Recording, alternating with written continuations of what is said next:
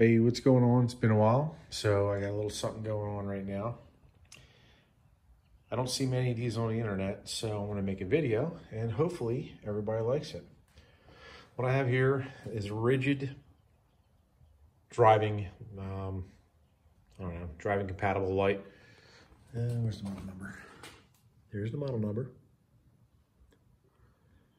Again, I haven't seen any of these on the internet, so this will be the first one that I know of that'll be opening up. And what I'm going to do is, I'm going to take it, it's a 20-inch light bar. What I'm going to do is I'm going to take it, and I'm going to mount it right to the front of my KTM 1090. I'm going to put it right there. I'm going to screw with me. That looks stupid. No, it's going to go in my truck. So I got a 2018 Laramie 2500. So it's going to go right in the front grille. And I wanted something that I can keep on all the time while I drive. And something that's not going to blind anybody. And something that's like street legal, the whole SAE compliant crap. So basically this is it.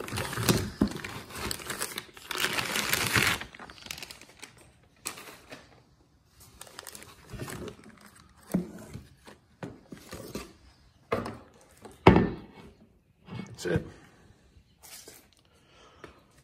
So what they said is you got two modes. You got your driving lights right here. This Ridgid has its backlit white. So you can either have this, and this on at the same time, or you can have a switch to just put the Ridgid light on by itself and not have the two outside driving lights on. And it comes with a pretty good wiring harness. So what I'm going to do is I'm going to mount that on the front bumper, like I said, inside the front bumper, and make that look real good. I also have the mounts that go behind the tow hook from Ridgid, so we'll see how that looks. And I also have two Ridgid scene lights that are going to go onto my cap whenever they get here. So I'm going to put them lights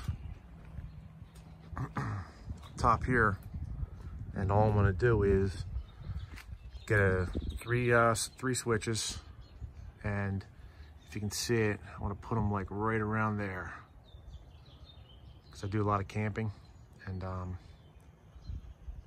it'd just be nice to have all that scene lights. All right, but I'm not going to make this boring and long and drawn out, but that's basically it. It's going to take me a couple days to put all that stuff on, and when I get the scene lights, I'll put those on. And I'll make a video of what this looks like installed, maybe an install video, and definitely a video of it lit up.